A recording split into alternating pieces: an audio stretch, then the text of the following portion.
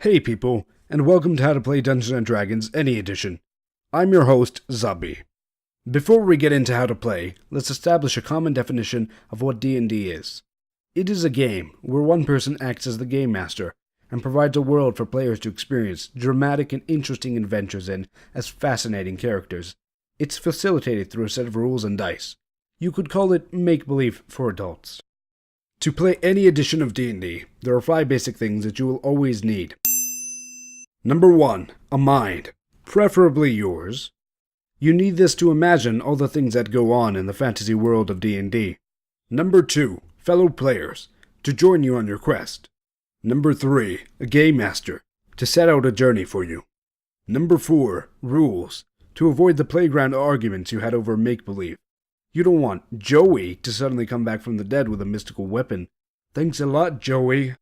Number 5. Tools. You need pencil and paper to keep track of any information.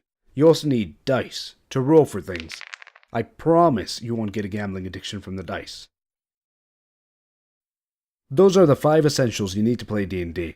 You can't play without them, so you might be wondering now where to find these things if you don't have them. You should already have a mind, but if not, I'd recommend getting that checked out. You can find fellow players in lots of places. Without realizing it, you might already be surrounded by potential players. Ask your friends, and they might be curious to try out D&D. If none of them have any experience, then it can be really rewarding to learn the game together while you all play it for the first time. If you don't have any interested friends, then there are other people in your area that you can find at local board game shops or through meetups. Sometimes it's hard to find groups there, or traveling places is an issue. Whatever the case, there are lots of places online for you to find people. Roll20 forums, Reddit, and other online communities. I'll leave some relevant links down below. After you've got together players, then you'll want a GM to run an adventure and world for the players. You can find the GM in all of the places that you can find players. However, there's an extra place you can find a GM that you might not have been expecting. Wherever it is that you're sitting or standing, there's a potential GM right there. Yes, you too can be a GM. Regardless, when you have a group together, then you can start role-playing and fighting monsters. However, to avoid everyone turning into Joey on the playground, you'll need some rules. For Dungeons & Dragons, the rulebooks and source material for the game vary by edition, but generally there are 3 main books you need. These are the Player's Handbook, the DM's Guide, and the Monster Manual. The Player's Handbook is the number 1 thing to get if you're on a budget. It contains the core rules for playing the game and can be found online at places like Amazon or usually in local board game stores.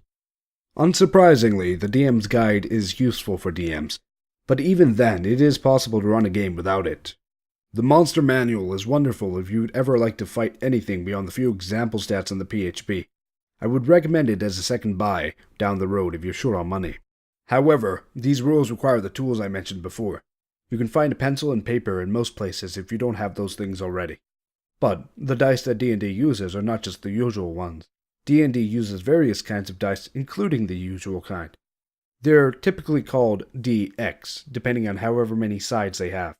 So a regular die that you're used to seeing would be called a D6, and it goes up to a D20 in most games. You can find these at the same places that you can find the rulebooks. At this point, you know how to get your hands on the things you need, so let's figure out how to play the game now. Unlike video games, D&D has a bit of prep required before you actually start playing the game itself. Let's cover that first. There are 5 basic steps to follow to prep for D&D. First, get everything you need together. You can bring your group together and have the rules and tools all on top of an actual table. Or, alternatively, you can use various sites and applications like Roll20 and Tabletop Simulator to gather around a virtual table. The second step is to figure out what kind of adventure everyone wants to play, and in what kind of setting. If it's everyone's first time playing, then the group might want to play in a published adventure like Curse of Strahd. The third step is to decide who wants to be the GM. It might be you watching this video who takes up the rewarding task of bringing the world to life, from the blades of grass dipped in the morning's dew to the dastardly villains plotting the end of the world for the sake of their evil gods. It could also be somebody else at the table that wants to take up the mantle of GM. Then the fourth step is for everyone to start thinking of interesting characters together that work well in a group. If the group's dysfunctional, then it'll feel like you're playing with Joey from every darn school project. There will be no real cohesion, and some people will do things that clash with others. Finally, it's super important to figure out a consistent time that everyone can meet up at if this game isn't a self-contained adventure meant to be played in one meeting. Those are the 5 things you need to do to be ready to play D&D. Let's move on to playing D&D at last. In D&D, you narrate what you're going to do. What you're going to do usually falls into the category of role-playing or combat.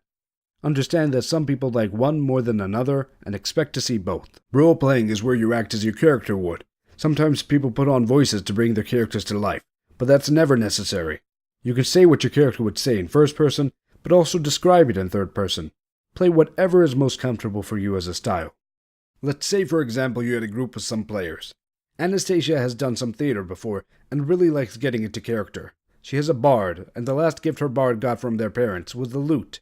Her bard walks into a room with a stranger next to their lute, which is laying in a broken heap on the ground.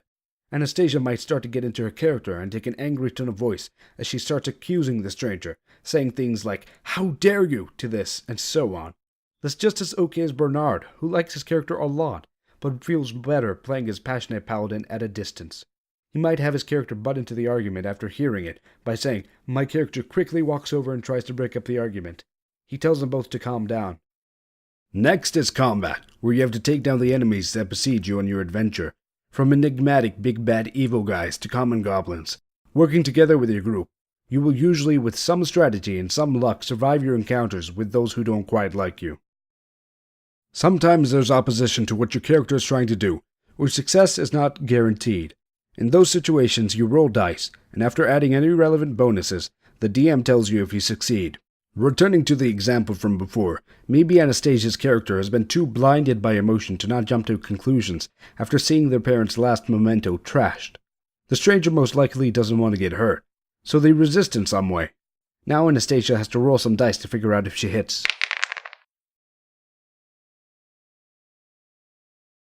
Other than cases where there's opposition to characters' actions and success is not otherwise guaranteed, there's no reason to roll dice beyond fun.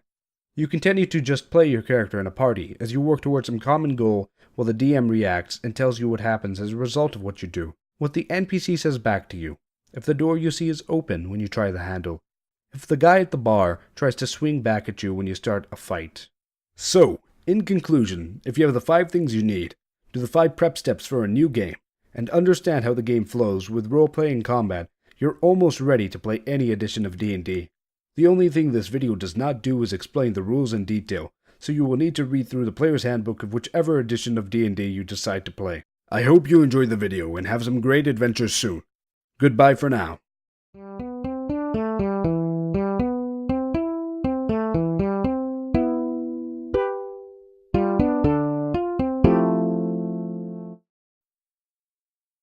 Oh, you're still here?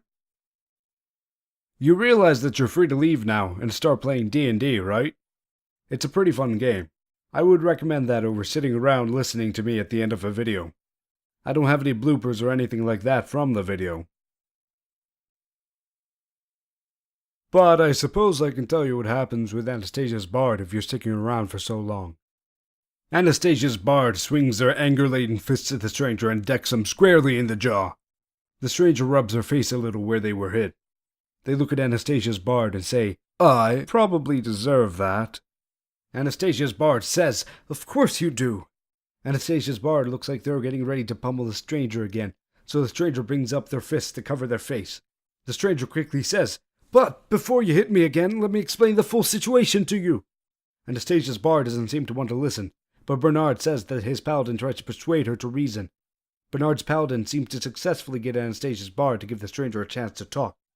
The stranger says, "I'm a hunter, and I chased something here. I fought that something, but the loot was an unfortunate casualty." Bernard says that his paladin looks at him with curiosity and asks about what creature he chased. The hunter explains further that he was chasing something called a memory siphon, which are frightening creatures that feed off memories. They chase a trail of things laced deep with strong memories that are important to the owner. Then they drain the very essence of that memory, leaving the item behind as a generic nothing. The owner of the item is no longer able to remember why they even have it. Anastasia's bard doesn't buy it at first, but slowly the stranger manages to convince both her and Bernard's paladin. Her bard admits that it would be frightening to have lost those memories, because it was her bard's parents' love that was an anchor for her bard to the virtuous path. The hunter says, "I'm sorry again for your loot being destroyed, but," Anastasia's bard interrupts, "it's better than losing the memories coupled with it. Of course I realize that, but it's not going to make me feel any better." Bernard says that his paladin asked the hunter to join him and Anastasia's bard in drinking in the mandatory ground-floor tavern of the inn they're in. He asks so that they can talk more about the strange creature in a less tense circumstance. The hunter accepts and offers to pay for all of their drinks, to at least get Anastasia's bard's mind off things. Her bard agrees, and Bernard's paladin seems happy that the situation didn't end up needlessly bloody. The three of them walk downstairs, where Anastasia's and Bernard's friends' characters were already hanging around.